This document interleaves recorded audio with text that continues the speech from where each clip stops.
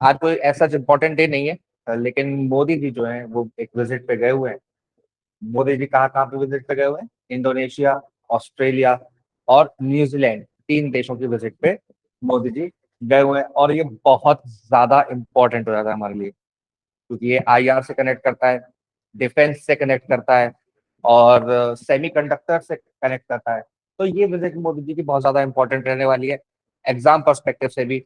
और भी कई पर्सपेक्टिव, मतलब एग्जाम पर्सपेक्टिव से ये पॉइंट्स तो है ही। देखो और भी कई पर्सपेक्टिव है इसके, क्या देखेंगे। Modi highlights two state solution to end Israel Palestine conflict. Indonesia में जाके मोदी जी ने क्या बोला कि हम टू स्टेट सॉल्यूशन क्या होता है, what do you mean by two state solution, Anushka Agarwal?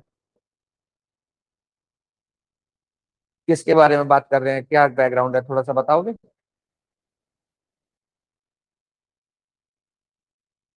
जी अनुष्का। हाँ यस सर। जी, किसके बारे में बात कर रहे हैं, टू स्टेट सॉल्यूशन किसके बारे में दे रहे हैं, क्या झगड़ा है, क्या लफड़ा है इसमें? सर मुझे ढंग से पता नहीं है इस बारे में। कुछ भी, जो कुछ पता हो वो बता दो, ढंग से पता होना जरूरी नहीं है। जो भी आपको लगता हो बता दो, गलत बता दो, क्या फर्क पड़ता है उससे। यहाँ पे गलती करने से शर्माओगे तो एग्जामिनर नंबर देने में शर्मा जाएगा। ठीक है, हाँ जी, बता दो कुछ भी, टू स्टेट सॉल्यूशन किस किस देश के बारे में बात हो रही है, क्या इशू है, हल्का सा कुछ। सर इसराइल और फिलिस्तीन के बारे में। हाँ तो आपको पता तो है, इसराइल और फिलिस्तीन के बारे में बात कर रहे हैं। और सीधी सी बात ये कह रहे हैं कि भाई जहां पर इसराइल है वहां इसराइल होना चाहिए, जहाँ फिलिस्तीन है वहां फिलिस्तीन होना चाहिए। दोनों ही नेशन क्या करने चाहिए, एग्जिस्ट करने चाहिए और पीसफुली को एग्जिस्ट करने चाहिए। सबसे इंपॉर्टेंट बात ये है। और पीसफुल को एग्जिस्टेंस ही नहीं हो पा रहा है उनका, है ना, क्योंकि ये दोनों ही क्या कर रहे हैं, दोनों ही एक दूसरे को मारने पे तुले हुए हैं, है ना। अब देखो इंडिया ने पीएलओ को 1974 में ही रिकॉग्नाइज कर दिया था। पीएलओ क्या है? Palestinian liberation organisation. इसके चीफ, जो मोस्ट इंपॉर्टेंट चीफ इसके रहे हैं वो है यासिर अराफात, उनको नोबेल पीस प्राइज भी मिल चुका है ना। और उन्होंने Nobel peace prize Israeli prime minister के साथ शेयर किया था एक जमाने में, ऐसा टाइम था, है ना। और स्टेट ऑफ फिलिस्तीन को 1988 में हम लोगों ने रिकॉग्नाइज कर दिया था, ठीक है। और हमने इसराइल के साथ डिप्लोमेटिक रिलेशनशिप 1992 में स्टैब्लिश कर लिए थे। अब इस पोजीशन को कहते हैं डी हाइफनेशन। डी हाइफनेशन मतलब जहां पर दो अलग अलग नेशंस के साथ हम अलग अलग डील कर रहे हैं। मतलब जब हम इसराइल से डील कर रहे हैं तो फिलिस्तीन के साथ हमारे क्या रिश्ते हैं, हम उसको बीच में नहीं लाएंगे।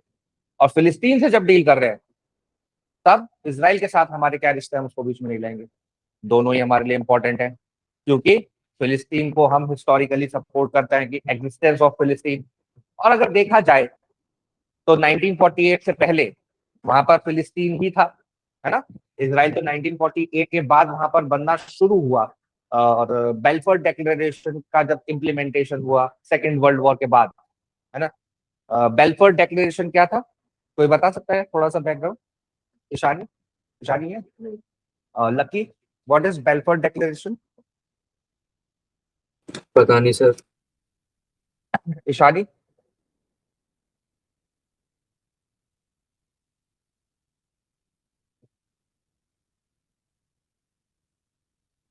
जी ईशानी बता सकते हो क्या है? यस जी, बेल्फोर डिक्लेरेशन क्या है?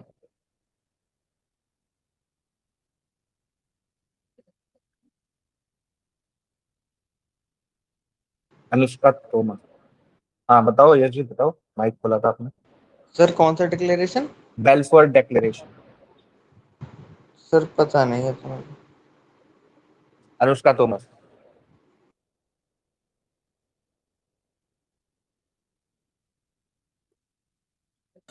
सर अभी याद नहीं आ रहा, पढ़ा था। देखो सेकेंड वर्ल्ड वॉर जब चल रही थी ना, तो जितने भी ये थे जुडाइज्म को फॉलो करने वाले, वो स्कैटर्ड थे ऑल ओवर द यूरोप। जिसके अंदर हम लोग देखते हैं कि होलोकास्ट भी होता है जर्मनी के अंदर। और जर्मनी के अंदर होलोकास्ट में जुडाइज्म को फॉलो करने वाले ज्यूज जो लोग थे उन लोगों को मारा जाता है by Hitler and his army, है ना। हिटलर और उसकी आर्मी ने होलोकास्ट करा, बहुत सारे ज्यूज को मारा, ठीक है। तो सेकेंड वर्ल्ड वॉर के टाइम पे इंग्लैंड ने एक वादा किया था यहूदियों से कि हम तुमको तुम्हारी प्रॉमिस्ड लैंड में बसाएंगे। What is promised land? तो सबसे पुरानी बाइबल जो हिब्रू बाइबल है उसके अंदर प्रॉमिस्ड लैंड यहूदियों को प्रॉमिस की गई है, जो यूफ्रेटस नदी से लेकर और सिनाई पेनिनसुला तक है। यूफ्रेटस नदी और सिनाई पेनिनसुला के बीच में ये सारा एरिया आ जाता है, लेबनान, सीरिया और जॉर्डन, इजराइल, फिलिस्तीन, ये सारा का सारा एरिया किसके अंदर आ जाता है? प्रॉमिस्ड लैंड के अंदर आ जाता है। अब उसी प्रॉमिस्ड लैंड की परिकल्पना को लेके इजराइली क्या करते हैं, कहते हैं कि हमें इस सारे एरिया के ऊपर कब्जा करना है आने वाले समय में।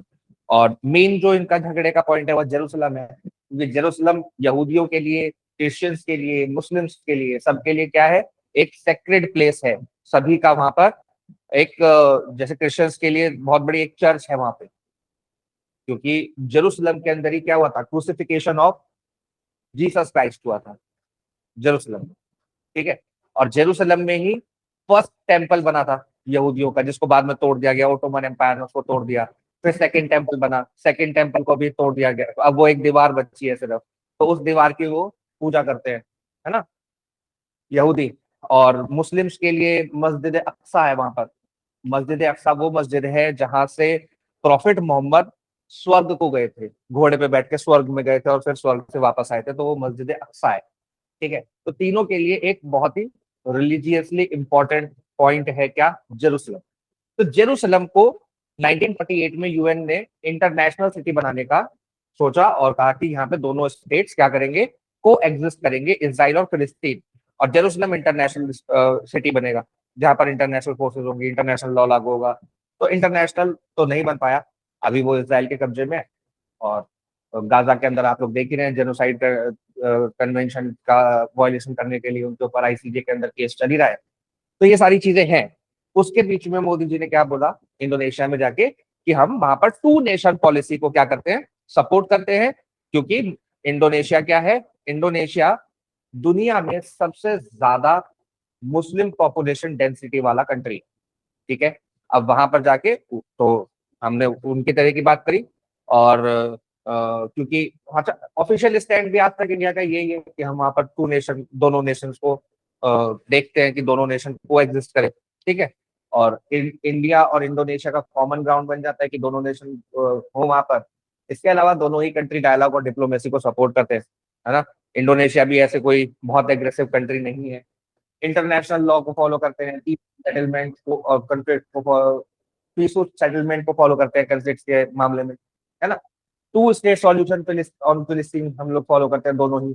मैरीटाइम कोऑपरेशन और इंडो पैसिफिक के अंदर हम दोनों का अच्छा है। अब देखो इन सब पॉइंट्स को आगे बढ़ाते हुए क्या किया? डिफेंस के अंदर हमने एक हमने उनको ब्रह्मोस बेच दी और ब्रह्मोस के साथ साथ अस्त्र मिसाइल भी बेच दी। अस्त्र MK1, अस्त्र MK1 ब्रह्मोस तो सबको पता ही है क्या, कैसी मिसाइल है?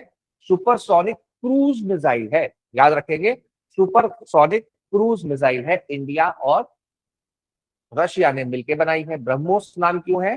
कौन कौन सी दो नदियों के नाम पे ये है ब्रह्मोस? कौन बता सर एक तो सकते दोनों नदियों? ब्रह्मपुत्र, हाँ जी, एक तो ब्रह्मपुत्र, ब्रह्मपुत्र, और सर एम से याद नहीं आ रही सर। मॉस्कोवा, बस इतना सर, मॉस्को। कोवा, मॉस्कोवा। तो रशिया की नदी है मॉस्कोवा और इंडिया की नदी है ब्रह्मपुत्रा, तो इन दोनों के नाम को मिला के रखा हमने ब्रह्मोस। अब ब्रह्मोस फैसिलिटीज इंडिया में कहाँ कहाँ पर है, ये आप लोगों को पुराने नोट्स निकाल के रिवाइज करना है। हम लोगों ने पहले डिस्कस किया हुआ है, 3 ब्रह्मोस फैसिलिटीज इंडिया के अंदर, तीनों को रिवाइज करना है कहाँ कहाँ पर है, क्या क्या नाम है उनके, ठीक है। इसके अलावा Astra MK1 air to air beyond visual range जाने वाली मिसाइल है, ये भी हम इंडोनेशिया को देंगे। अच्छा, इसके अलावा देखो सबसे इंपॉर्टेंट जो है सबांग पोर्ट, सबांग पोर्ट के ऊपर हम लोगों ने इंटीग्रेटेड डेवलपमेंट की बात की है कि हम दोनों मिलके, इंडिया और इंडोनेशिया मिलके किसको डेवलप करेंगे? सबांग पोर्ट, बहुत इंपॉर्टेंट है।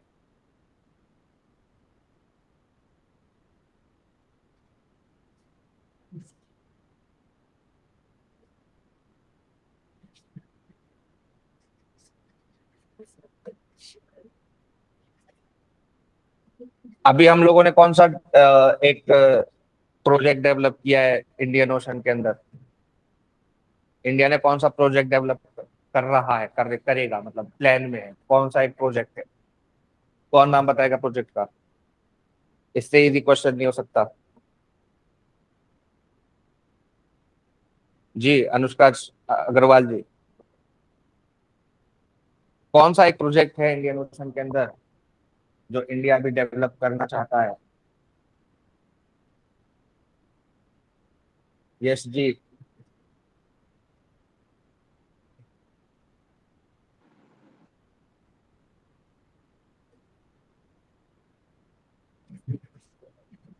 अरे यार, इतना आसान सवाल क्यों नहीं बता पा रहे हो आप लोग? Lucky, Anushka Tomar. Sir great Nicobar project. Great Nicobar, great Nicobar island project जो है, इतना आसान है ना? तो अभी सबांग पोर्ट, सबांग पोर्ट देखते, देखो ग्रेट निकोबार हमारा ये ना, यहाँ पर है ना, ये है ग्रेट निकोबार आइलैंड। यहाँ पर क्या है? इंदिरा पॉइंट, और इंदिरा पॉइंट से सिर्फ 160 किलोमीटर है सबांग पोर्ट। ये रहा सबांग पोर्ट, दिख रहा है?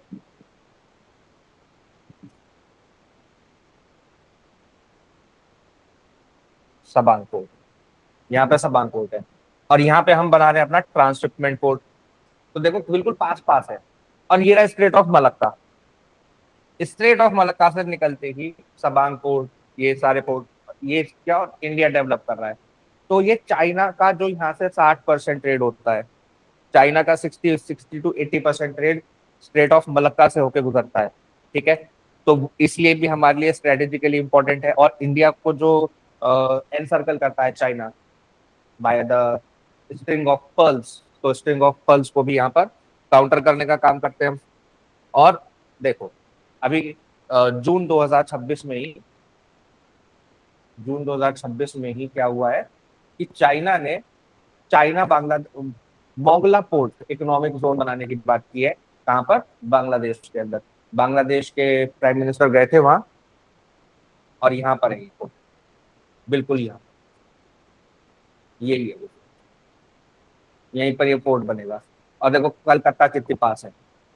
और फिर ये आ गया हमारा इंडिया का डेवलप किया हुआ चट्टोग्राम, इंडिया का डेवलप किया हुआ चट्टोग्राम। चट्टोग्राम कहाँ पड़ेगा? म्यांमार के अंदर। और ये हमारी नॉर्थ ईस्ट की कनेक्टिविटी के लिए बहुत ज्यादा इंपॉर्टेंट है। ये रहा हमारा अगरतला आ गया बिल्कुल पास में, ये वो आ गया ना त्रिपुरा। ठीक है, तो त्रिपुरा आ गया ये, है ना? चट्टोग्राम से बिल्कुल ऊपर ही जाएंगे तो त्रिपुरा आ जाएगा, मणिपुर आ जाएगा, फिर नागालैंड आ जाएगा, मेघालय आ जाएगा। तो नॉर्थ ईस्ट की कनेक्टिविटी के लिए चट्टोग्राम इंपॉर्टेंट है। यहाँ पर चाइना ने अपना डेवलप किया, तो यहाँ पर हमने उसको काउंटर करते हुए बिल्कुल यहाँ पे इंडोनेशिया के साथ सबांग पोर्ट डेवलप करने के लिए क्या कर लिया? डील कर लिया। बहुत ज्यादा इंपॉर्टेंट है, एग्जाम में पूछा जा सकता है। ठीक है, बिल्कुल याद रखेंगे इसको। और क्यों हुआ है स्ट्रेट ऑफ हॉर्मुज की दिक्कत आप लोगों को पता ही। ठीक है, तो ये दो डील्स बहुत ज्यादा इंपॉर्टेंट है, सबांग पोर्ट और ब्रह्मोस और अस्त्र जो हमने उनको बेचा है। ठीक है, तो डिफेंस के अंदर, मैरीटाइम सिक्योरिटी के अंदर, और इसके अलावा ट्रेड रूट रेजिलियंस के अंदर, ये सारी चीजें बहुत ज्यादा आगे आने वाले समय में मदद करेंगी। इसके अलावा जो चाइना का 9 डैश लाइन है, और चाइना जो अपना वर्चस्व बढ़ाता जा रहा है साउथ चाइना सी, ईस्ट चाइना सी के अंदर, तो उसको भी काउंटर करने के लिए हम लोग क्या कर रहे हैं? इन देशों को जिनको चाइना से खतरा है, जैसे इंडोनेशिया है, फिलीपींस है, फिलीपींस को हमने ब्रह्मोस बेची, है ना, इंडोनेशिया को हमने ब्रह्मोस बेची। तो ये सारी चीजें इंपॉर्टेंट है चाइना को काउंटर करने के लिए। और जब हम इंडो चाइना रिलेशनशिप को डिस्कस करेंगे तो उसके अंदर ये सारे पॉइंटर्स इंक्लूड करेंगे। ठीक है, और दोनों ही देशों ने कहा है कि स्ट्रेट ऑफ हॉर्मुज खुलना चाहिए, इंडिया और इंडोनेशिया ने, दोनों ने क्या कहा है? स्ट्रेट ऑफ हॉर्मुज खुलना चाहिए, और जो इंटरनेशनल लॉ है यूएन क्लॉज, उसको लागू करते हुए ट्रांजिट पैसेज जो है उसको फ्री कर रहे थे। ट्रांजिट पैसेज के ऊपर किसी भी तरीके की रोक नहीं लगनी चाहिए। अब देखो मैं इतने सारे आप लोगों के सामने टर्म्स बोलता हूँ, देखो स्पेशली मैं अनुष्का अग्रवाल और लकी जी को बोल रहा हूँ, क्योंकि आप लोगों ने लेट क्लास शुरू की है।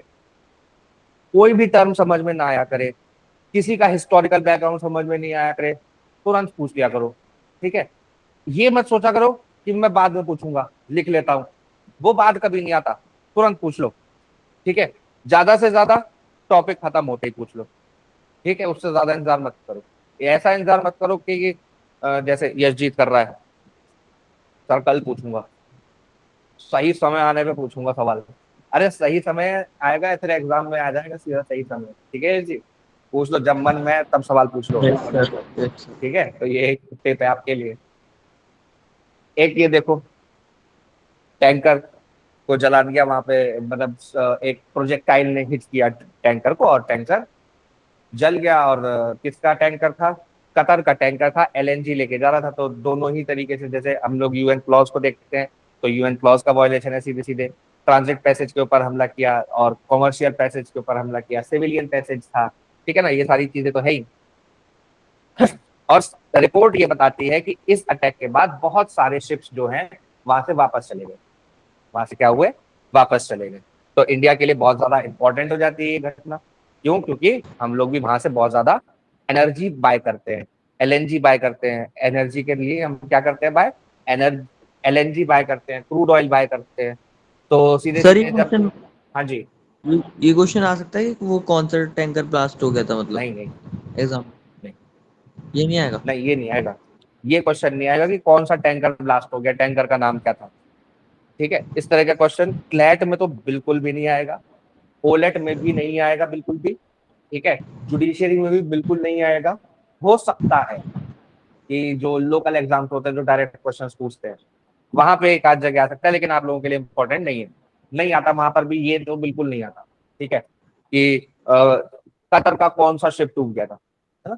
ये इंपॉर्टेंट है, ये इवेंट इंपॉर्टेंट है कि वहां पे स्ट्रेट ऑफ हॉर्मूज नहीं खुल पा रहा।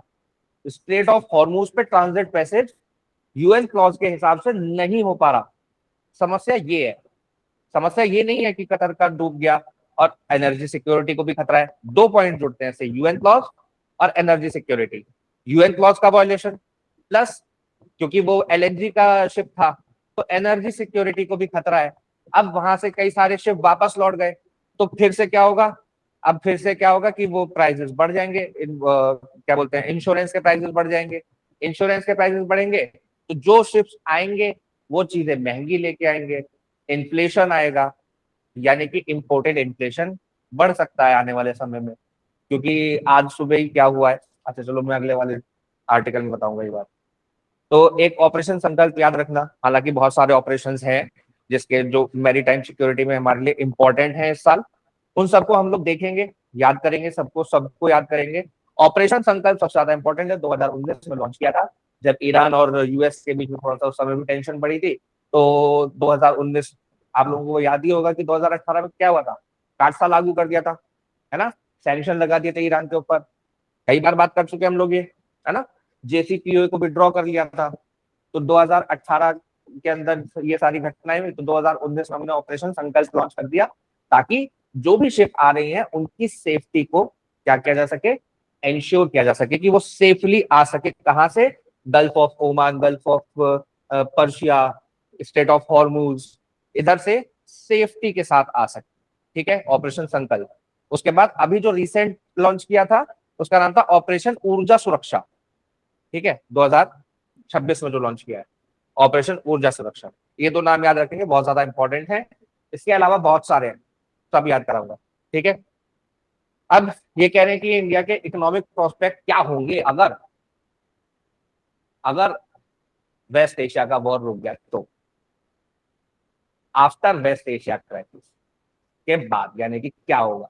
तो आर्टिकल ये कहता है कि अगर west Asian crisis and possible reopening of strait of Hormuz, अगर स्ट्रेट ऑफ हॉर्मूज खुल जाता है, if west Asia stabilises and crude oil prices supply normalises, India में benefit through lower oil prices, lower inflation, better current account position and improve fiscal prospects.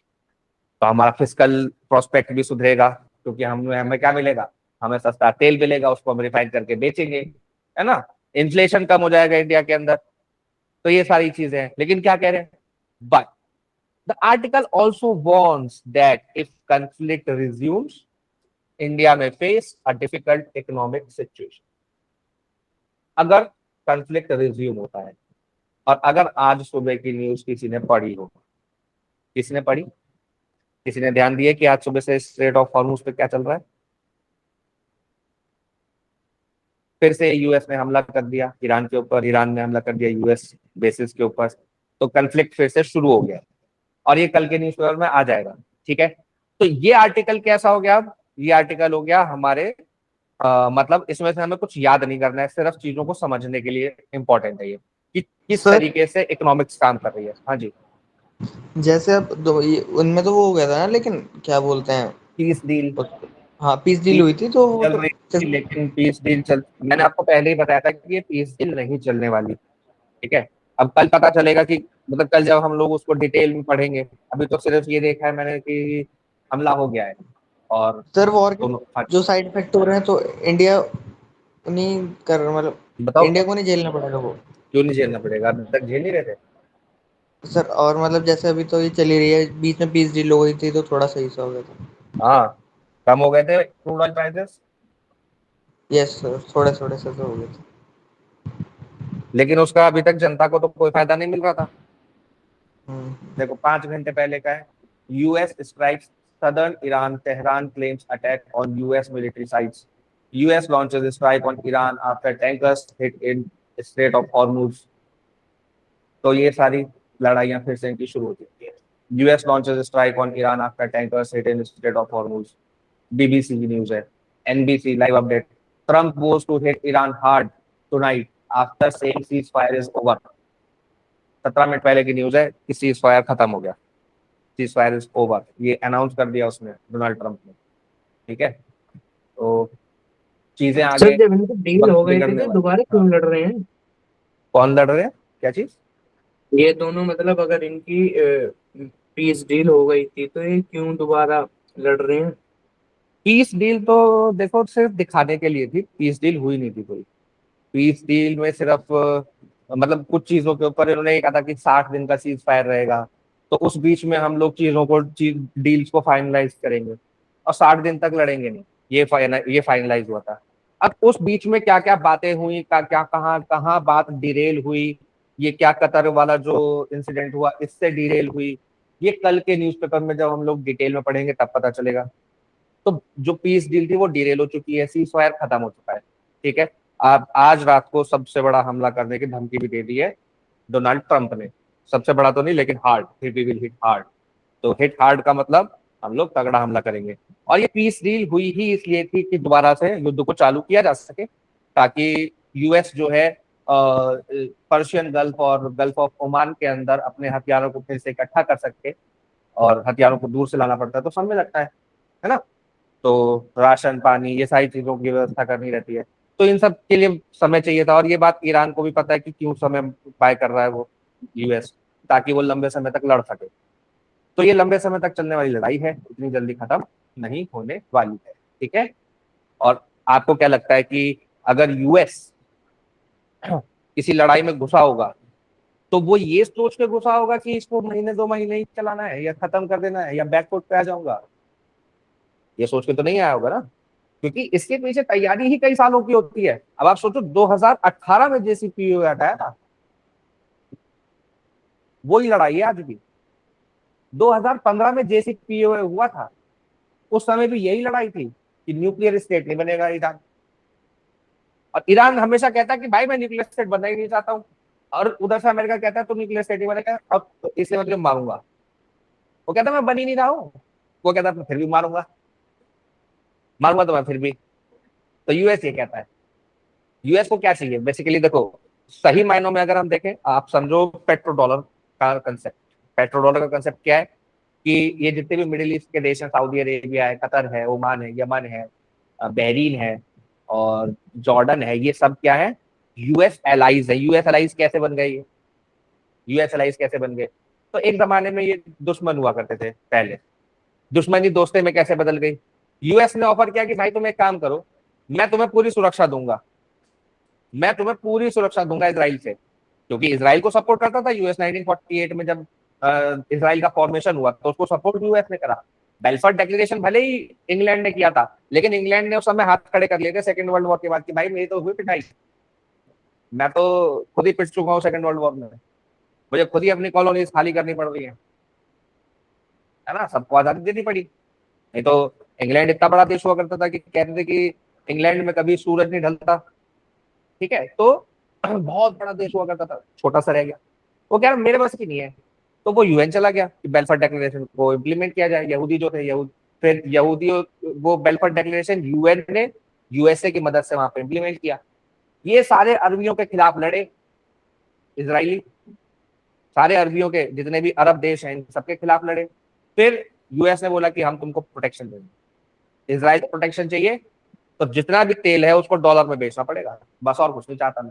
सिर्फ मैं तुमसे पैसा नहीं चाहता प्रोटेक्शन के लिए, पैसा तो मैं लगा लूंगा, डॉलर में लगा लूंगा, लेकिन उसने एक ऐसा मैकेनिज्म बनाया यूएसए ने कि तुम जो जितना भी तेल बेचोगे वो डॉलर में बेचोगे। अब क्या हुआ इससे, दुनिया भर में डॉलर की डिमांड बढ़ गई।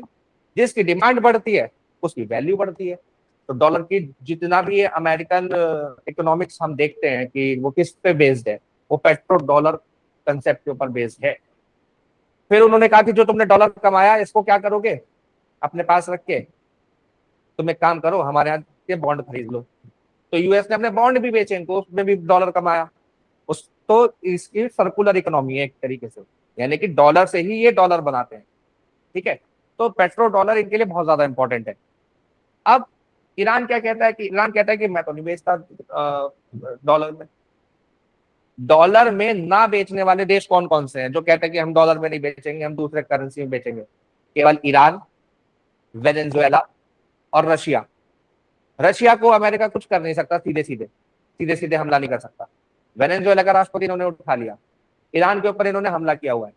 तो मेन कारण तो वो है पेट्रो डॉलर कंसेप्ट, ठीक है। उसके लिए फिर बहाने बनाए जाते हैं कि ये जो है, जब इराक ने मना किया था तो इराक के ऊपर एलिगेशन लगाया इन्होंने कि ये क्या कर रहे हैं, बायोकेमिकल वेपन्स बना रहे हैं जिससे मास डिस्ट्रक्शन हो जाएगा, सारा दुनिया खत्म हो जाएगी, इसीलिए इराक के ऊपर हमला करना जरूरी है। जबकि क्या कारण था कि इराक जो तेल बेच रहा था वो डॉलर में नहीं बेच रहा था। लीबिया के ऊपर हमला किया, लीबिया पूरा बर्बाद कर दिया यूएसए ने। क्यों? क्योंकि लीबिया जो तेल बेच रहा था वो डॉलर में नहीं बेच रहा था। तो इतिहास से होता आया है, ये कोई नई चीज नहीं हो रही है कि ईरान के ऊपर हमला हो रहा है, ये इतिहास से होता आया है। और फिर इस वॉर का फायदा उठाया जाता है कैसे? सेंटीमेंट से। सेंटीमेंट्स से कैसे खेलते हैं? आज बोला कि सीज फायर, जैसे ही सीज फायर बोला तो लोग क्या करेंगे, लोगों को मतलब लोग क्या करेंगे, देखो आर्टिकल के अंदर ही देखो क्या होता है, इफेक्ट देखो। अप्रैल में लड़ाई शुरू हुई, $114 पर बैरल रेट पहुंच गया क्रूड ऑयल का। मई में थोड़ा सा शांति हुई, थोड़ा सा हल्का सा शांति शुरू हुई तो 106 पे आ गया। अभी जून के अंदर हम लोग देख रहे थे कि क्या होने वाला है, फिर से सेटलमेंट होने वाला है। $86 पर बैरल रेट आ गया। 86 कहाँ, तो 114, 120 भी पहुंच गया था, 120, 122, $123 पर बैरल, और 86.3 पर डॉलर पर बैरल रेट चल रहा है इस टाइम पे, ठीक है। तो ये नीचे कैसे आया? और क्या इस मार्केट के नीचे आने में और भी फैक्टर्स हैं, देखो कैसे। जब ये मार्केट नीचे आता है, यानी कि जब इसके प्राइस गिरते हैं तो सारा मार्केट ऊपर जाता है। मार्केट यानी कि शेयर मार्केट जो है वो ऊपर जाते हैं। वो ऊपर क्यों जाते हैं? क्योंकि लोगों को लगता है कि हाँ अब सस्ती चीजें बनेंगी, सस्ती चीजें बनेंगी तो डेवलपमेंट होगा, कंपनीज डेवलप करेंगी तो उसमें हम भी फायदा उठाएं, शेयर्स खरीद लेते हैं। तो शेयर्स का यही कंसेप्ट है। अब ऐसे में इन लोग क्या करते हैं कि इनको तो पता है कि आज अनाउंसमेंट करूंगा, पेट्रोल के डॉलर ऊपर चल जाएंगे, कल देखना पेट्रोल पेट्रोल ये क्रूड ऑयल पर बैरल का रेट 86 नहीं रहेगा। अभी देख लो, अभी बढ़ गया होगा, अभी बढ़ गया होगा, 17 मिनट हुए ना सीज फायर को बंद किए हुए।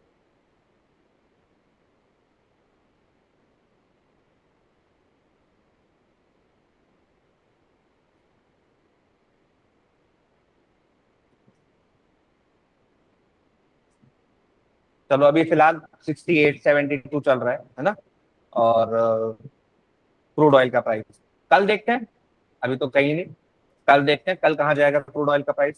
$74 पर बैरल चल रहा है इस टाइम पे, गिरा हुआ है। क्योंकि इस टाइम पे सबको ऐसा लग रहा था, इस टाइम अगर अभी भी लेटेस्ट हम लोग प्राइस निकालेंगे ना तो बढ़ा हुआ दिखेगा, ठीक है। इस टाइम पे सबको लग रहा था क्या कि पीस डील हो जाएगी, सस्ता पेट्रोल पूरी दुनिया को मिलना शुरू हो जाएगा, ये लग रहा था, है ना। लेकिन ऐसा होगा नहीं। अब ग्रोथ प्रोस्पेक्ट पे, ये इंडिया के ग्रोथ प्रोस्पेक्ट पे कितना असर डालेगा, कैसे असर डालेगा, देखो 2023-24 का हमारा GDP, real GDP growth rate जो था, रियल जीडीपी और नॉमिनल जीडीपी, दो जीडीपी होते हैं, ठीक है, ध्यान रखना, अभी उसको भी डिस्कस करेंगे क्या क्या होता है। रियल जीडीपी 7.2, फिर 24-25 तो 7.1, 25-26 तो 7.7, और प्रोजेक्टेड 26-27 का जो है वो 6.6 है आरबीआई के द्वारा, और इससे भी शायद नीचे ही चला जाएगा, इससे भी शायद नीचे चला जाएगा, ठीक है। 1% तो जीडीपी ग्रोथ रेट गिरना है, तय है, गिरेगा ही गिरेगा, उसको तो रोक ही नहीं सकते। अगर आगे पूरा साल अच्छा चलता रहा तो 6.6 रहेगा। अगर आगे का फाइनेंशियल ईयर यानी कि अप्रैल 2027 तक सब कुछ सही चलता रहा तब ये रहेगा, लेकिन सब कुछ सही चलने के आसार दिख नहीं रहे हैं, क्योंकि वेस्ट एशिया वॉर फिर से शुरू हो गया है, और मॉनसून हमारा अभी अल नीनो चल रहा है, हालांकि जो अभी बे ऑफ बंगाल के अंदर लो प्रेशर बेल्ट बनने की वजह से बारिश आप लोगों को दिख रही है। अब ये 94% होने की उम्मीद है, तब भी 6% बारिश कम होने वाली है इस साल, जून जुलाई के महीने में, और जून के महीने में तो 40% ही हुई। तो डेफिनेटली वो एग्रीकल्चर के प्रोडक्शन के ऊपर इफेक्ट डालेगा और वो जीडीपी के ऊपर इफेक्ट आएगा। तो ये सारी चीजों का इफेक्ट आना ही है, कोई रोक ही नहीं पाएगा। तो पोस्ट कोविड हम लोगों ने crude oil volatility, El Nino, fertiliser shortage भी है। केवल ये नहीं है ना कि पेट्रोल महंगा हो रहा है और क्रूड ऑयल वो बारिश नहीं हो रही, बारिश ना होने के साथ साथ फर्टिलाइजर का भी शॉर्टेज है। तो दोनों तरीके से एग्रीकल्चर आउटपुट के ऊपर एडवर्स इफेक्ट पड़ने वाला है, ठीक है। एग्रीकल्चर अल नीनो हम लोगों ने डिस्कस कर लिया। अल नीनो किसी को अगर समझ में ना आया हो तो प्लीज पूछ लेना, है ना। अल नीनो बहुत ही इंपॉर्टेंट कंसेप्ट है इस साल के हर एक पेपर के लिए, जो भी पेपर आप देने जा रहे हो ना, अल नीनो सबसे इंपॉर्टेंट कंसेप्ट है इस समय, अगर हम इंडियन क्लाइमेट को देखें तो, ठीक है, आएगा एग्जाम के अंदर। और ऐसा नहीं है पहली बार आएगा, हमेशा से आता रहा है, हर एग्जाम में, यूपीएससी में, पीसीएस में, पीसीएस जे में, जीएस के पेपर के अंदर हर जगह पूछा जाता है अल नीनो, ठीक है। और जिस साल अल नीनो का ईयर होता है उस साल जरूर पूछते हैं। तो फिस्कल प्रोस्पेक्ट में improve if oil price fall, तो वो तो होने वाला है नहीं। फिस्कल डेफिसिट क्या होता है? फिस्कल डेफिसिट होता है कि सरकार अंदाजा लगाती है कि इस साल हमारा इतना खर्चा होगा। जैसे आप लोग अंदाजा लगाओ कि इस महीने आपका 10,000 रुपया खर्चा होगा, ठीक है, लेकिन आपको जो मिलने वाले हैं वो 8,000 ही मिलने वाले हैं घर से। आप हॉस्टल में रह रहे हो मान लो, है ना, सपोज कि आप हॉस्टल में रहते हो और आपको 8,000 घर से मिलने वाले हैं और खर्चा 10,000 है, तो 2,000 क्या हो गया आपका? फिस्कल डेफिसिट हो गया 2,000 रुपए। वो 2,000 रुपए जब आप परसेंटेज में कन्वर्ट करोगे तो वो फिस्कल डेफिसिट का परसेंटेज आपका निकल आएगा। फिस्कल डेफिसिट यानी कि हमें कितना उधारी लेना पड़ेगा इस साल। तो इस साल जीडीपी का 4.3% हम लोगों को उधारी लेना पड़ेगा, ऐसा बजट के अंदर एस्टिमेट रखा गया है। अब कितना इसको हम लोग अचीव कर पाते हैं वो देखेंगे अगले साल, ठीक है। एक सीपीआई डब्ल्यूपीआई तो हम लोग जानते ही हैं। एक और तरीका होता है महंगाई को नापने का, जिसको बोलते हैं IPD, implicit price deflator. Implicit price deflator बोले तो महंगाई यानी कि real GDP minus nominal GDP. अब देखो, जो जीडीपी है हमारी, हम जीडीपी कैसे काउंट करते हैं? मैंने आप लोगों को एक कोर्स बेचा एज अ कोचिंग मैंने क्या किया, एक कोर्स बेचा, सपोज कि हमने 5,000 रुपए उसकी फीस रखी, उसमें 10 बच्चे आ गए, तो ये 50,000 रुपए क्या हुए? जीडीपी में ऐड हो गए सर्विसेज के थ्रू। फिर बुक्स भी बेची, बुक्स मैंने बेची 100 रुपए की और 50 बुक बिक गई, तो 5,000 रुपए की बुक भी बिक गई, तो ये 55,000 रुपए क्या हो गया? अब जीडीपी में काउंट हो गया। ये मैंने कब बेची? 2025-26, 2025-26 में मैंने क्या किया? 55,000 रुपए का जीडीपी के अंदर कंट्रीब्यूशन किया, 25,000 रुपए की जीडीपी बनाई, ठीक है। 2026-27 में क्या किया मैंने कहा ये 5,000 रुपए फीस कम है, 5,500 कर देते हैं, महंगाई भी बढ़ रही है, तो गुणा 10 हो गया, तो ये हो गया 55,000। और ये बुक का प्राइस बढ़ा के मैंने कर दिया 150 रुपए, 50 बुक बिके, 5 पंजे 25, 5 6 7, 7500 रुपए की यहाँ पे किताबें बिक गई। ठीक है, तो 500, 7 8 10 11 12 6, 62,500 रुपए का जीडीपी क्रिएट हो गया। मैंने सामान तो उतना ही बेचा, सर्विसेज उतनी ही दी जितनी पिछले साल दी थी, है ना, और मैंने बुक्स भी उतनी ही बेची जितनी पिछले साल बेची थी। तो रियल जीडीपी ग्रोथ रेट कितना हुआ यहाँ पे? रियल जीडीपी ग्रोथ कितनी हुई? 0%। और वैसे जीडीपी ग्रोथ रेट कितनी हुई? 55,000 से इसको माइनस कर दो, इसमें से माइनस कर दो 55,000, 500, 5 6 7 8 9 10 11 12 7, 7500 रुपए मैंने बढ़ाया, है ना। इसको परसेंटेज में निकालेंगे तो ये परसेंटेज में आ जाएगा जीडीपी ग्रोथ रेट। ठीक है, समझ में आई ये बात? ये बात समझ में आई? अब आईपीडी क्या है, प्राइस डिफ्लेटर क्या है, जो इनके बीच का डिफरेंस है, यानी कि 7500 क्या है? प्राइस डिफ्लेटर है। यहां से भी तो हम महंगाई का पता लगा सकते हैं कि 7500 रुपए की टोटल मैंने महंगाई बढ़ा दी, है ना, क्योंकि मैंने रियल जीडीपी ग्रोथ रेट तो कुछ नहीं करी, है ना, रियल जीडीपी ग्रोथ कुछ नहीं हुआ, लेकिन नॉमिनल जीडीपी बढ़ गया। नॉमिनल जीडीपी बढ़ गया। नॉमिनल जीडीपी कितना बढ़ गया? 7500 रुपए से बढ़ गया। 7500 गुना, सॉरी, 7500 इंटू 100 अपॉन 55,000। एक दो, 2 जीरो कट गए, 1 जीरो यहां से कट गया। 55 से 750 अपॉन 55 कर लो तो परसेंटेज निकल आएगी, जीडीपी परसेंटेज कितनी है, नॉमिनल जीडीपी। रियल जीडीपी 0 है। समझ में आई ये बात? क्योंकि मैंने कुछ भी सर्विसेज में और गुड्स में इंक्रीज नहीं किया, कुछ भी वैसे नहीं बढ़ाया, प्राइस बढ़ने की वजह से क्या हुआ? नॉमिनल जीडीपी बढ़ गया।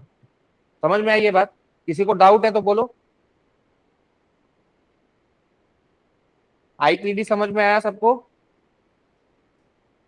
जल्दी बताओ, यस नो। अनुष्का, यस जी, ईशानी, यस सर। आया आ गया समझ में? सर। हाँ चलो ठीक है। ठीक है, अब पेट्रोल के ऊपर हम लोग डिपेंडेंट हैं ही। पेट्रोल मतलब पेट्रोल के लिए हम लोग इंपोर्ट पे डिपेंडेंट हैं ही, ये सब लोगों को पता ही है, इसमें कुछ छुपा नहीं है। 90% से ज्यादा हम लोग पेट्रोल क्या करते हैं, क्रूड ऑयल क्या करते हैं, इंपोर्ट करते हैं। अगर हम डेटा देखें तो 1998 99 में हम लोग 54% क्रूड ऑयल इंपोर्ट करते थे, बाकी हम लोग खुद बनाते थे। 2025-26 में हमने 26 मिलियन मीट्रिक टन पेट्रोलियम बनाया, ऑयल प्रोडक्शन किया, जबकि 2011-12 में सबसे ज्यादा था, यानी कि हमारा ऑयल प्रोडक्शन भी घटा है। 2011-12 में कितना था? 35.9 मिलियन मीट्रिक टन। ठीक है, और कंजम्पशन हमारा बढ़ ही रहा है। कंजम्पशन हमारा 243 मीट्रिक मिलियन टन है, जबकि अगर हम 98-99 में देखें तो 90 मिलियन मीट्रिक मिलियन टन था। ठीक है, पीओएल एक ये टर्म कहीं भी आप लोगों को एग्जाम में मिल सकती है, पीओएल बोलते हैं, पेट्रोलियम ऑयल और ल्यूब्रिकेंट्स, जो क्रूड ऑयल से बनने वाली चीजें हैं उनको पीओएल बोलते हैं। ठीक है, जैसे पेट्रोल है, डीजल है, एविएशन फ्यूल है, एलएनजी है, ल्यूब्रिकेंट्स है, आप वो लगाते हो, वैसलीन पेट्रोलियम जेली लगाते हो, वो भी पेट्रोलियम से बनती है। वैसलीन आती है ना, वो पेट्रोलियम से बनती है। ठीक है, फिर करंट अकाउंट डेफिसिट के लिए इन्होंने बताया कि current account deficit India current account deficit was 0.6% in 25-26, GDP का 0.6% था, और 26-27 में एस्टिमेट लगाया गया कि बढ़ के 2.1% हो जाएगा, लेकिन अगर प्राइस नॉर्मल रहते हैं तो, नीचे आते हैं तो 1.5% हो जाएगा। ठीक है, 1.5% तो होगा ही होगा। 2.1% कब होगा? अगर थोड़ा सा प्राइस नीचे नहीं आए तो। ठीक है, जैसा चल रहा है वैसे चलता रहा तो। ठीक है, आगे बढ़ते हैं। Beyond 3 Cs the new lexicon of India Australia ties. Australia हमारे लिए बहुत ज्यादा इंपॉर्टेंट है, पता है आपको? ऑस्ट्रेलिया इंडिया की ग्रोथ के लिए बहुत अच्छा पार्टनर बन सकता है। ठीक है, तो इंडिया ऑस्ट्रेलिया के अंदर हमने न्यू लेक्सिकॉन जोड़ दिया। लेक्सिकॉन क्या होता है? डिक्शनरी, डिक्शन, कि आपके अंदर मतलब कितनी ब्रांचेस ऑफ नॉलेज है आपके पास, तो लेक्सिकॉन, न्यू लेक्सिकॉन्स आर एडेड। ठीक है, कैसे? पहले ये कहा जाता था कि इंडिया ऑस्ट्रेलिया का जो रिश्ता है वो 3 C's का है। 3C मतलब पहला क्रिकेट, करी और कॉमनवेल्थ। दोनों ही कॉमनवेल्थ नेशन है। कॉमनवेल्थ नेशन मतलब कि जो कभी ब्रिटेन के अधीन रहे, दोनों ही कॉमनवेल्थ नेशन है। दोनों ही क्रिकेट खेलते हैं। ऑस्ट्रेलिया की टीम भी बहुत बढ़िया खेलती है, हमारी टीम भी बहुत अच्छा खेलती है, और दोनों के करीब ऑलमोस्ट सेम तरीके की खाई जाती है। ठीक है, खान पान में दोनों ही डाइवर्स है। ठीक है, और मोदी जी ने इसके अंदर जोड़ा क्या? डेमोक्रेसी, डायस्पोरा, दोस्ती। 3Ds जोड़ दिए, 3Cs एंड 3Ds। डेमोक्रेसी है दोनों क्या, डायस्पोरा हमारा वहां पे काफी ज्यादा रहता है, यूनिवर्सिटी में पढ़ने जाते हैं बच्चे, लगभग 1 लाख बच्चे इस टाइम पे ऑस्ट्रेलिया के अंदर इंडिया के पढ़ रहे हैं। इसके अलावा जॉब करने के लिए बहुत सारे लोग जाते हैं, बिजनेस करने के लिए बहुत सारे लोग जाते हैं ऑस्ट्रेलिया। तो इंडियन डायस्पोरा अच्छा खासा ऑस्ट्रेलिया के अंदर रहता है। और एक समय पे तो बहुत ज्यादा कंफ्लिक्ट भी हो गया था इंडियन डायस्पोरा और ऑस्ट्रेलियंस के बीच में। Now relationship is expanding into development, defence, energy and education. ठीक है, तो कॉम्प्रिहेंसिव स्ट्रेटेजिक पार्टनरशिप 2020 के अंदर हम लोगों ने की थी, तो उसका फायदा दोनों ही देशों को मिला। और ईसीटीए का भी हम दोनों देशों को फायदा मिला। ईसीटीए क्या है? Economic cooperation and trade agreement. ये सर एक 2022 मिनट, में हुआ था। हाँ जी। वो दिखाने 3Ds कौन कौन से थे? एक तो डेमोक्रेसी, दोस्ती, डायस्पोरा। ओके।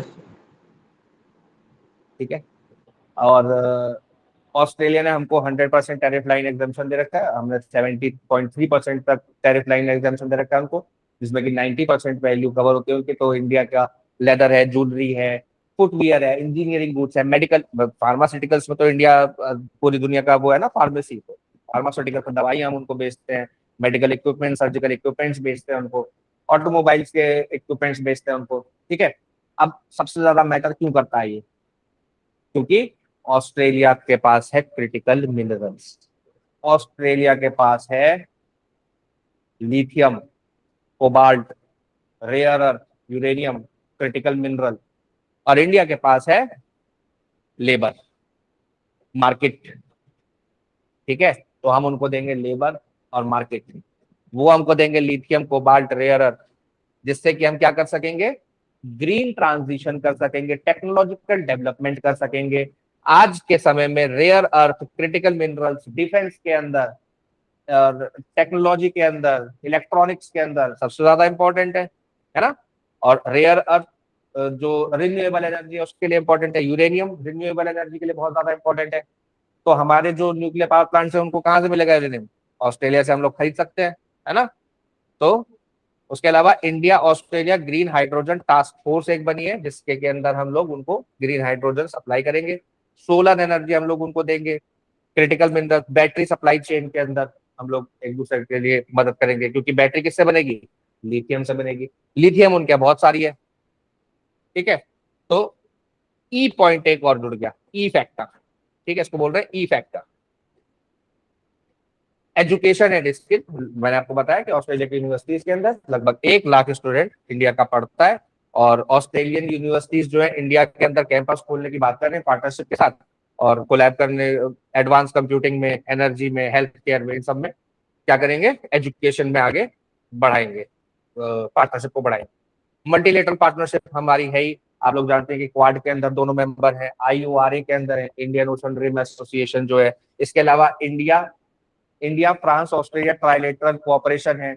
इसके अलावा India Indonesia Australia, India Canada Australia, है ना। ACITI, ACITI क्या है? ये 2025 में ही लॉन्च हुआ है, नवंबर में, बहुत ज्यादा इंपॉर्टेंट है। ACITI क्या है? Australia Canada India technology and innovation partnership. Technology और इनोवेशन के अंदर ऑस्ट्रेलिया, इंडिया और कनाडा की पार्टनरशिप। ठीक है, इसको याद रखेंगे। तो ऑस्ट्रेलिया हमारे लिए इंपॉर्टेंट है और आगे चल के अच्छी चीजें इसमें से निकलनी चाहिए पार्टनरशिप से। इसके अलावा एक और ये पहला ऑप्टोसाट सैटेलाइट था दुनिया का, इंडिया ने भेजा था, और इससे कनेक्शन टूट गया हमारा। तो इंपॉर्टेंट हो जाता है, एग्जाम के अंदर पूछ सकते हैं कि कैसे भेजा था। मिशन दृष्टि के तहत किसने भेजा था? मिशन का नाम पूछ सकते हैं, मिशन दृष्टि। ठीक है, दृष्टि मतलब आंखें, देखना, है ना। तो किस लिए भेजा गया था? देखने के लिए भेजा गया था। क्या देखने के लिए भेजा गया था? दो तरीके से देखने के लिए भेजा, दो दृष्टि होती है हमारे पास, तो दो तरीके से देखने के लिए भेजा गया था। एक तो जैसे हमारी आंखें देखती हैं, तो हमारी आंखों को धुआं भी दिखाई देता है, बादल भी दिखाई देता है और सारी चीजें दिखाई देती हैं, तो हो गया ऑप्टिक्स। और सार क्या है? Synthetic aperture radar. Synthetic aperture radar धुएं के थ्रू, फॉग के थ्रू, बादलों के थ्रू चीजों को देख सकता है, रात में देख सकता है, दिन में देख सकता है। तो दोनों ही तरीके के इसके अंदर क्या लगे हुए थे? रिसीवर्स लगे हुए थे। और ये इंडिया ने, मतलब इंडिया की प्राइवेट कंपनी ने एक भेजा था, गैलेक्स आई, याद रखेंगे। कंपनी का नाम पूछ सकता है, बेंगलुरु बेस्ड गैलेक्स आई है, स्टार्टअप है। मिशन दृष्टि के तहत इसने क्या भेजा? ऑप्टोसार सैटेलाइट, जिसके अंदर क्या थे? दोनों तरीके के वो थे, विजन्स थे। दृष्टि नाम है, विजन है ना। व्हाट वाज द मिशन दृष्टि? मैंने आपको बता दिया। कहां से भेजा था ये याद रखेंगे, वेंडेनबर्ग कैलिफोर्निया से भेजा था। स्पेस एक्स के फैल्कन 9 रॉकेट से इसको भेजा गया था। मई 3, 2026 में भेजा गया है, ठीक है। मिशन दृष्टि, गैलेक्सी आई, ऑप्टोस्टार, ये सारे हम लोगों ने देख लिए। World first Optostar satellite, India largest private EO satellite है ये, ठीक है, अर्थ ऑब्जर्वेशन सैटेलाइट, ठीक है। और ऑप्टिकल मैंने आपको बता दिया, ऑप्टिकल क्या करेगा? कैमरा लाइक इमेज निकालेगा, तो डार्कनेस में, फॉग में नहीं खींच सकता, क्लाउड में नहीं खींच सकता। लेकिन सार जो है, सिंथेटिक एपर्चर रडार, ये क्या करेगा? इसको वेदर से कोई मतलब नहीं है, स्मोक से मतलब नहीं है, क्लाउड से मतलब नहीं है, ये उसके थ्रू भी क्या कर सकता है? इसको, पिक्चर को कैप्चर कर सकता है। तो ये border surveillance, disaster management, flood mapping, crop monitoring, urban planning, infrastructure monitoring, maritime surveillance, defence intelligence, इन सब के अंदर, माइनिंग के अंदर इसका हम लोग काम लेने वाले थे। तो इससे हमारा अभी कनेक्शन क्यों टूट गया? क्योंकि जियो मैग्नेटिक सोलर स्टॉर्म आ गया। अब ये जियो मैग्नेटिक सोलर स्टॉर्म क्या बला है? तो जियो मैग्नेटिक सोलर स्टॉर्म क्या होता है कि अर्थ की अपनी एक मैग्नेटिक फील्ड है, जैसे ये अर्थ है और ये नॉर्थ पोल है, साउथ पोल है, तो अर्थ की अपनी एक मैग्नेटिक फील्ड है ना। सोलर स्टॉर्म जब आता है, सोलर फ्लेयर जब आता है, तो ये जो मैग्नेटिक फील्ड है, ये कई बार फ्लिप कर जाती है कुछ सेकंड के लिए, बहुत ही नैनो सेकंड के लिए, थोड़ी सी देर के लिए फ्लिप कर जाती है, मतलब इधर उधर हो जाती है जो मैग्नेटिक फील्ड। तो इसको बोलते हैं geo magnetic solar storm. A geo magnetic solar storm occur when solar activity disturbs Earth's magnetic field.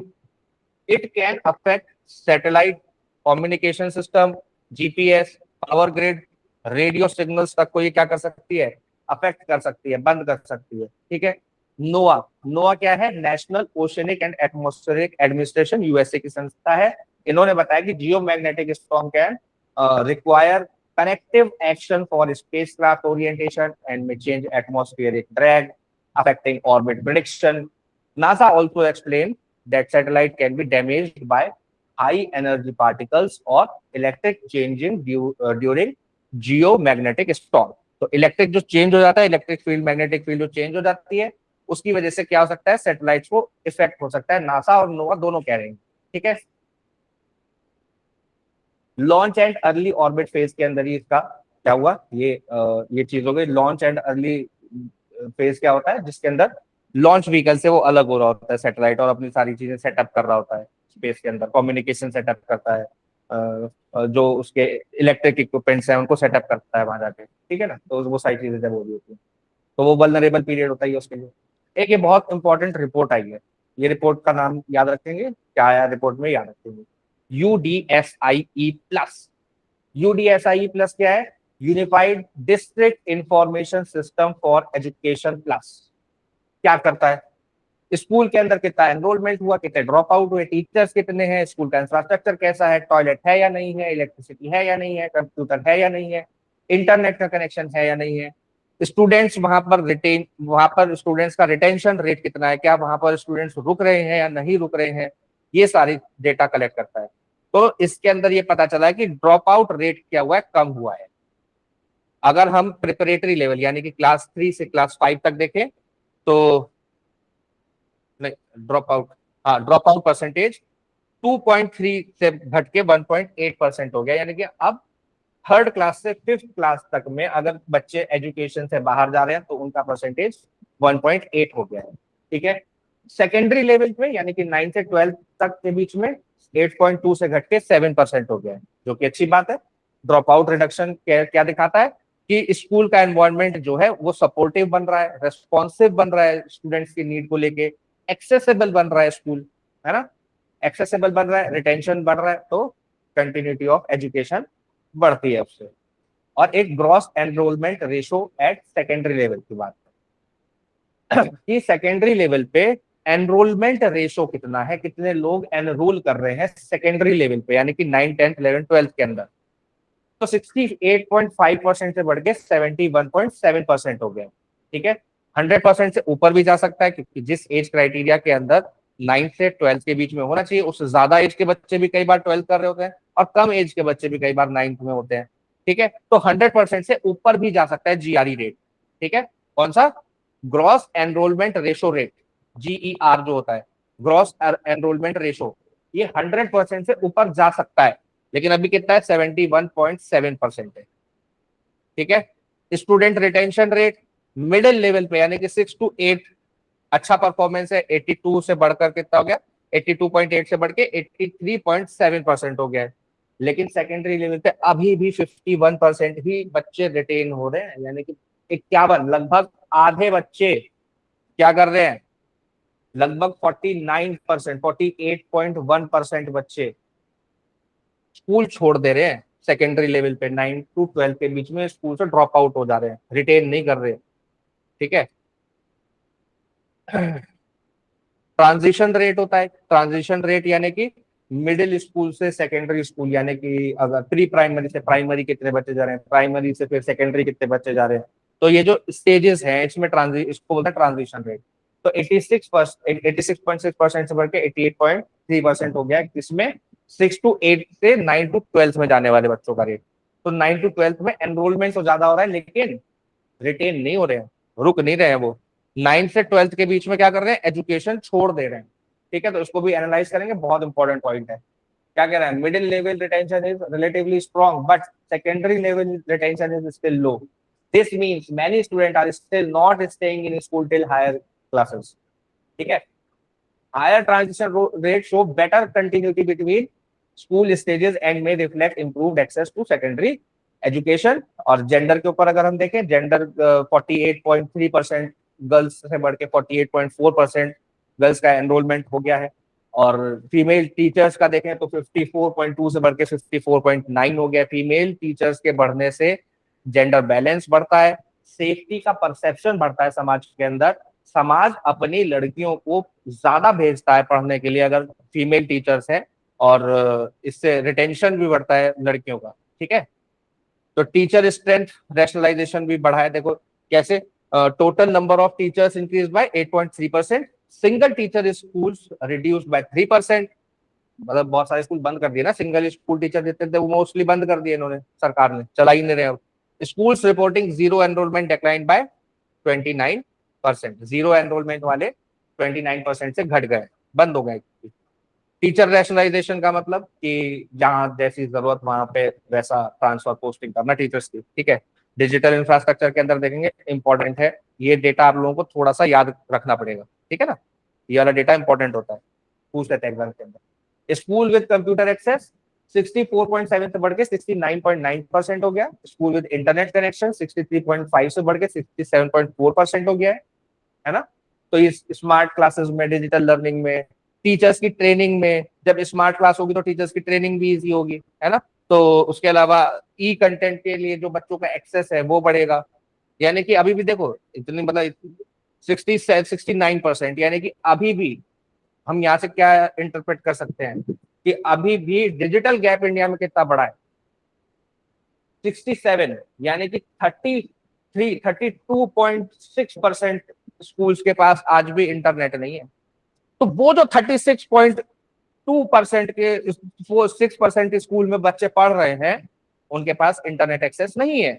और उनके पास इंटरनेट एक्सेस नहीं है तो आने वाले समय में जब एआई सेंटर होगा इकोनॉमी का, आर्टिफिशियल इंटेलिजेंस, तो ये बच्चे कैसे compete कर पाएंगे, है ना, इन बच्चों के लिए तो बहुत टफ कंपटीशन हो जाएगा, है ना।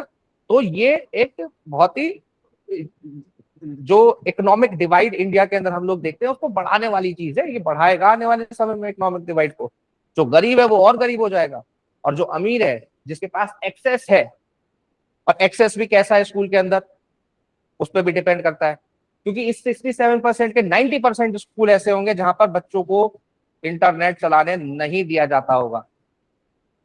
केवल कंप्यूटर रूम में जूते मोजे बाहर उतार के एंट्री मिलती होगी, और उसके अंदर वो वर्ड कैसे चलाते हैं, माइक्रोसॉफ्ट कैसे चलाते हैं, ये छोटी छोटी चीजें उनको सिखा दी जाती होंगी बस।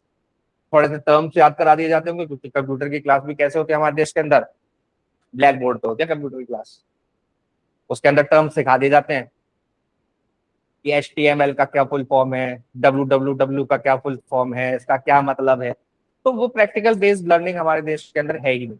तो एजुकेशन सिस्टम ही पूरा जब तक नहीं बदलेगा तब तक वो सारा रिफॉर्म नहीं आने वाला जिसकी हम लोग बात करते हैं। तो basic school infrastructure very important, है ना। 95% have schools have electricity, 98.5% schools have girls toilet, 97.2% schools have boys toilet। अब टॉयलेट होना केवल इंफ्रास्ट्रक्चर एक्सेसिबिलिटी नहीं है, ये सोशल जस्टिस का पैरामीटर है, क्योंकि टॉयलेट होने से ही सोशल जस्टिस डिलीवर किया, मतलब उससे ही नहीं होगा, लेकिन एक इंपॉर्टेंट फैक्टर है। अगर गर्ल्स टॉयलेट बॉयज टॉयलेट नहीं है अलग स्कूल के अंदर, तो एक समय के बाद जो लड़कियां हैं वो स्कूल से ड्रॉप आउट होना शुरू हो जाएंगी, है ना।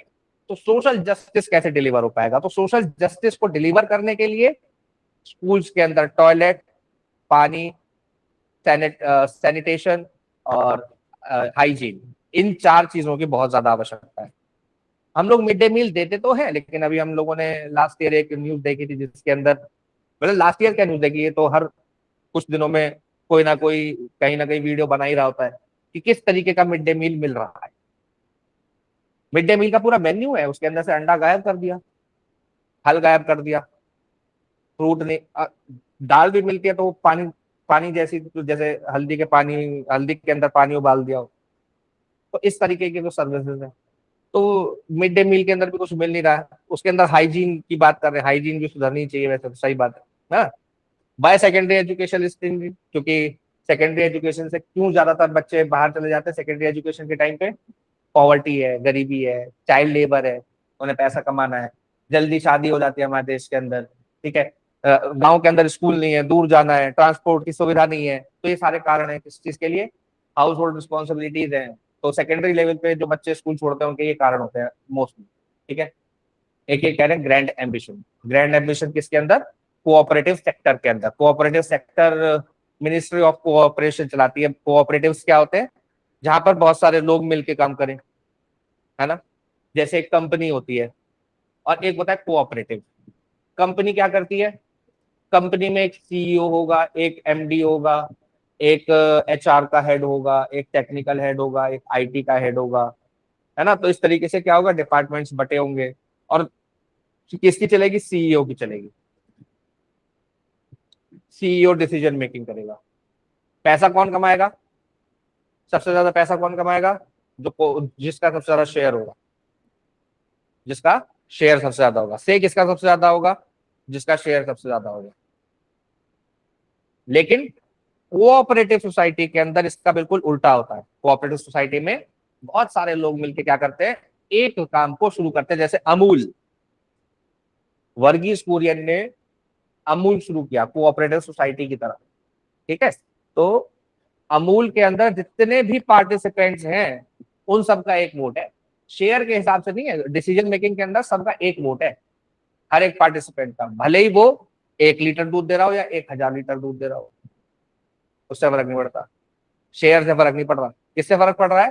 पार्टिसिपेशन से। अगर वो पार्टिसिपेंट है तो वो क्या करेगा? वो एक वोट देने का अधिकारी है, ठीक है। तो यहां से क्या दिखाई देता है हमको? Democratic democratic working of a cooperation. Democratic working है कोऑपरेशन की, ठीक है।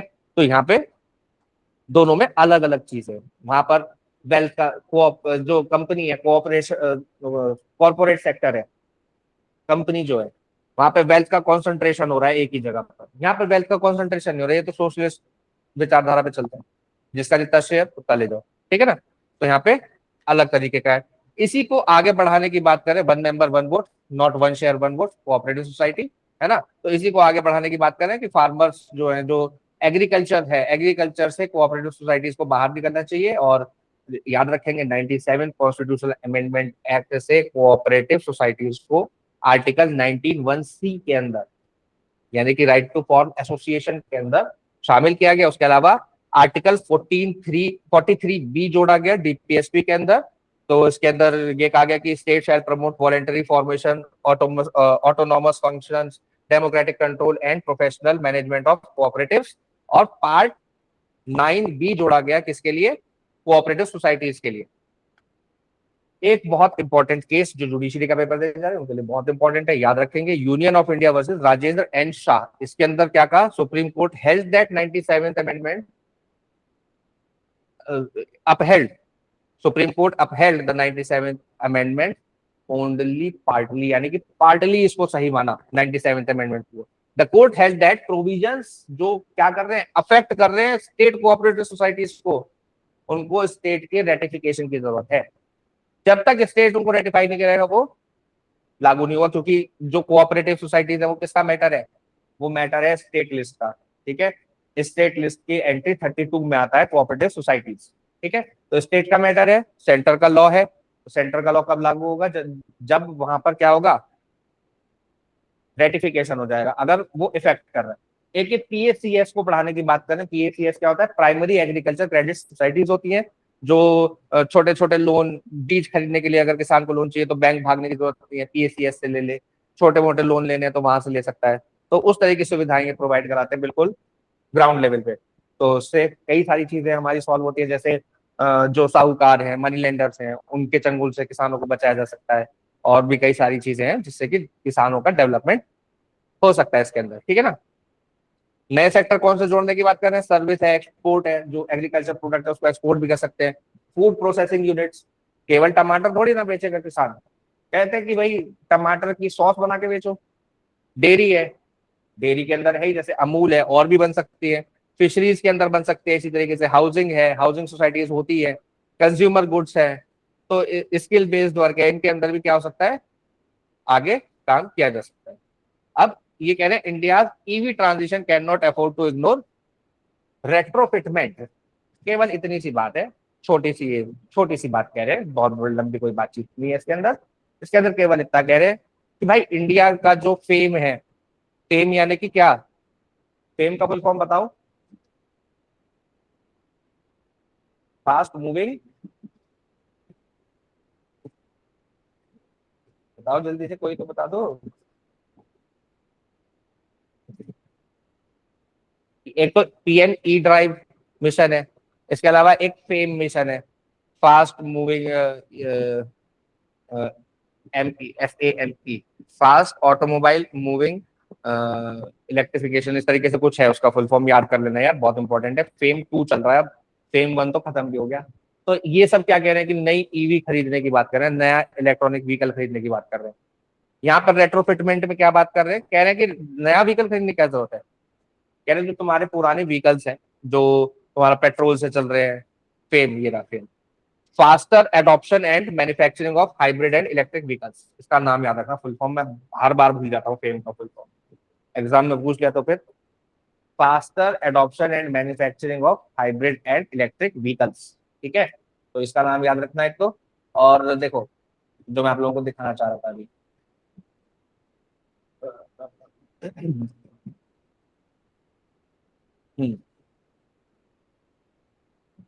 कह रहे भाई अभी जैसे वेस्ट एशिया क्राइसिस है, और हम लोग कौन सा, हम लोग जो इंजन यूज करते हैं वो यूज करते हैं आइस इंजन। आइस इंजन यानी कि इंटरनल कंबस्शन इंजन जो होता है, यानी कि जो पेट्रोल और डीजल को जला के इंटरनली कंबस्ट करके क्या करता है? एनर्जी प्रोड्यूस करता है, और जिससे हमारी गाड़ी चलती है।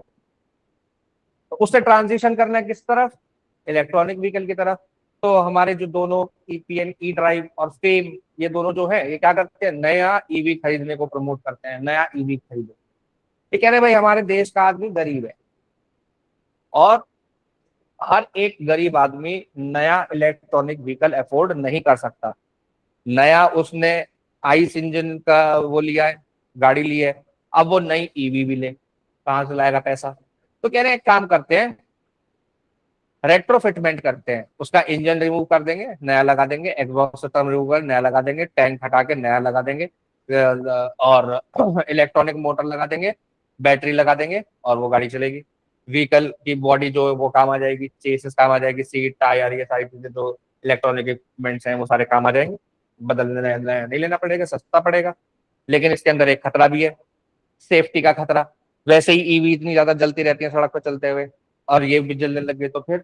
और इसके अलावा विश्वास, कि हम लोग बाहर से कहीं से ईवी किट लगवा रहे हैं अपनी गाड़ी के अंदर, तो उसके ऊपर विश्वास कितना कर सकते हैं? अगर कल को कुछ खराबी आती है उसके अंदर तो वो कितनी गारंटी देगा? वैसे तो कंपनी से लेते हैं तो वारंटी मिलती है, गारंटी मिलती है ना, इंश्योरेंस से पैसा मिलता है अगर कुछ खराब हो जाए। लेकिन अगर उसका ईवी खराब हो गया, जो मैंने बाहर से लगवाया, उसका ईवी खराब हो गया, तो कौन सी इंश्योरेंस कंपनी मुझे पैसा देगी?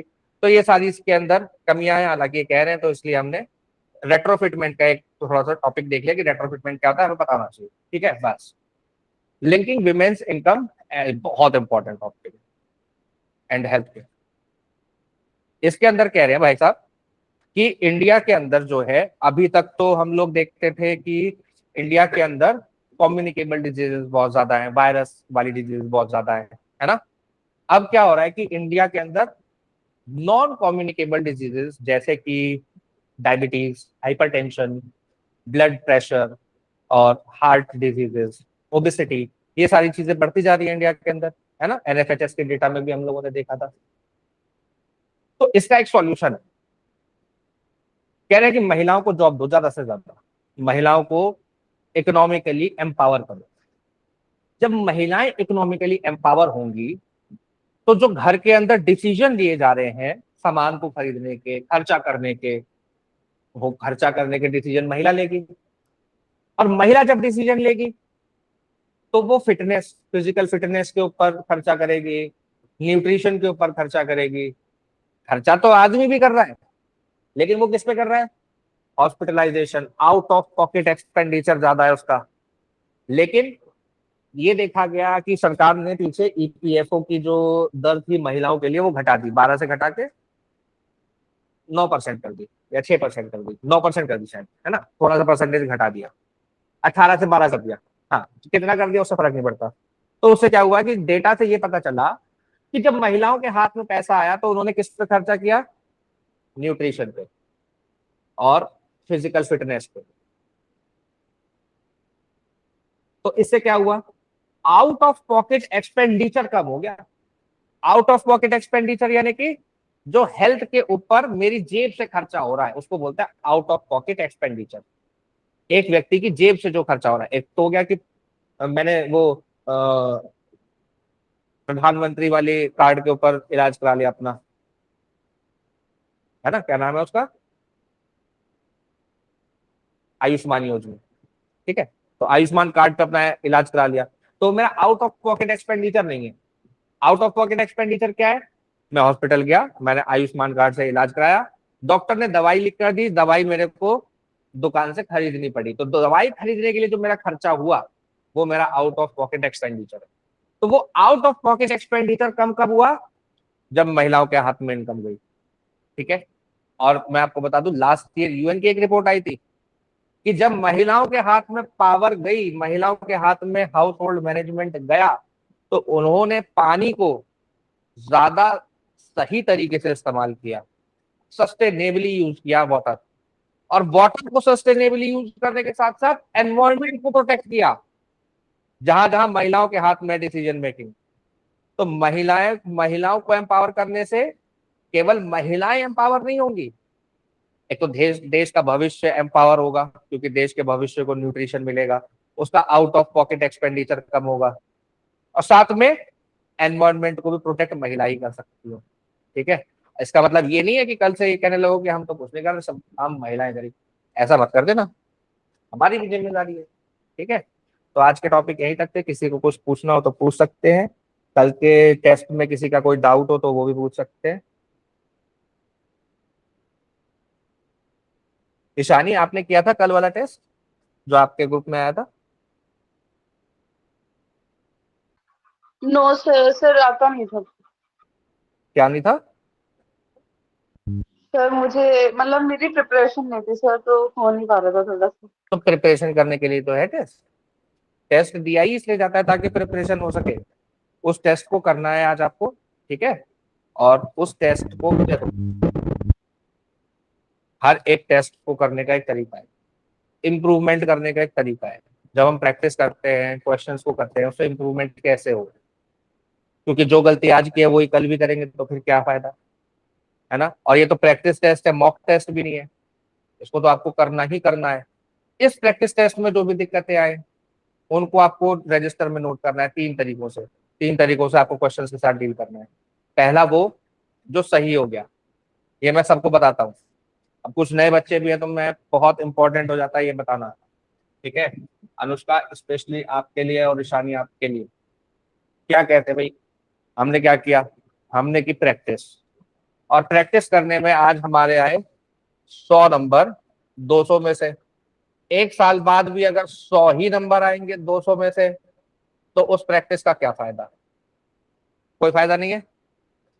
अब ये नंबर बढ़ेंगे कैसे? इन नंबरों को बढ़ाने का भी एक बहुत ही स्ट्रक्चर्ड तरीका है। हर चीज का एक स्ट्रक्चर होता है, तो इसको भी करने का एक स्ट्रक्चर्ड तरीका है। कैसे करेंगे? 3 कैटेगरी में क्वेश्चंस को डिवाइड करेंगे। फर्स्ट कैटेगरी हो गई जो आपको आता था, आपको आता था, सही हो गया। एक तो आता था और सही हो गया, एक आता था और गलत हो गया।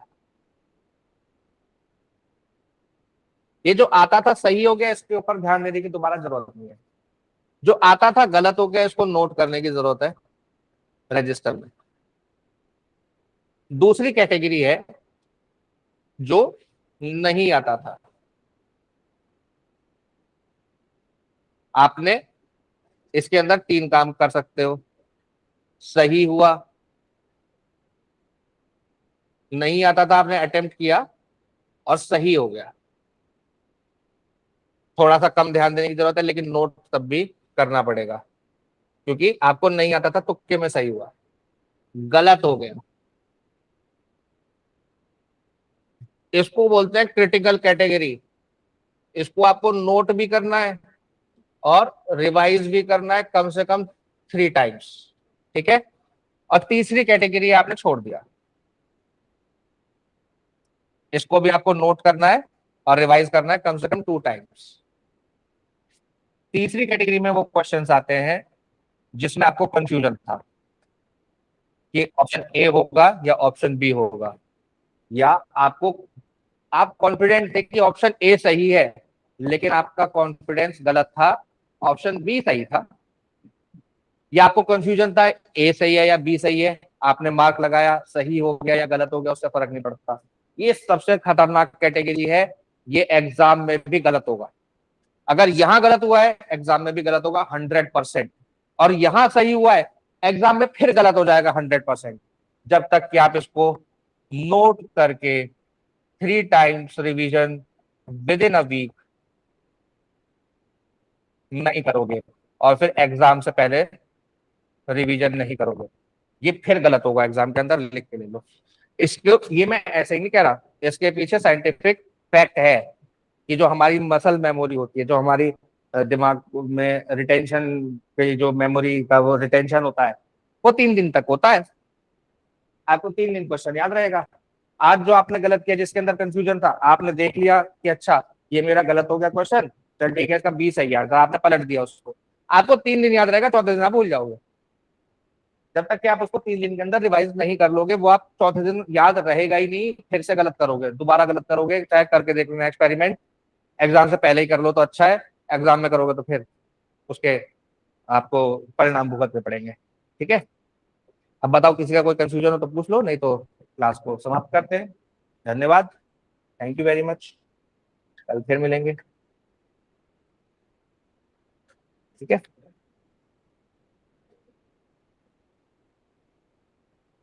Thank you.